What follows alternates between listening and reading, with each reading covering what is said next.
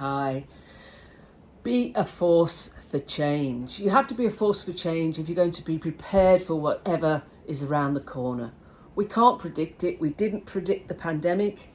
And the next thing will happen sooner than later. And we just need to be ready and prepared for that eventuality.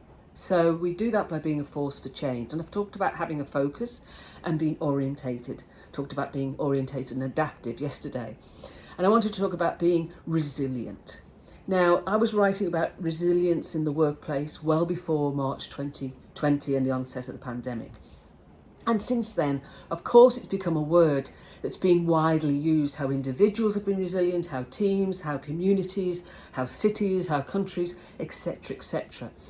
But because of that, it's become what I've called a bit of a dirty word because it's just bandied about without really, and it's sort of lost its meaning about what resilience is. And we have, bosses saying, be resilient.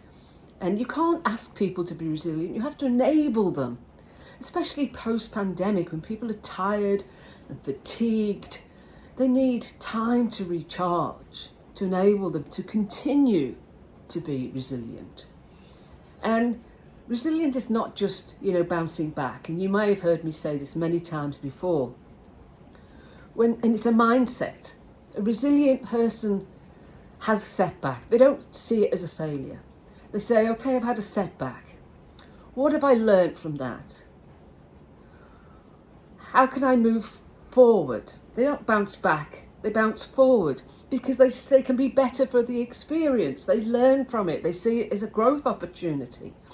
And they accept that there will be setbacks in the future because they know that if I don't have setbacks, I'm not moving forward.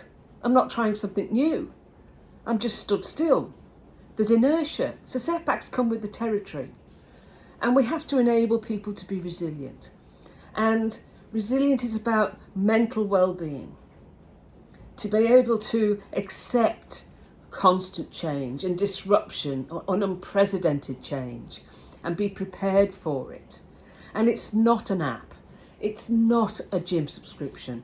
It's not mindfulness classes. Those things are very good. But unless you get rid of the stigma of mental health in the workplace, you will not enable people to be resilient. People who are resilient talk about when they reach out for support, they talk about how they're feeling. You cannot be resilient unless you do that. So we have to remove the stigma so people will have those conversations and then give them the right tools, holistic and contextual tools to be resilient. Talk to you tomorrow. Bye.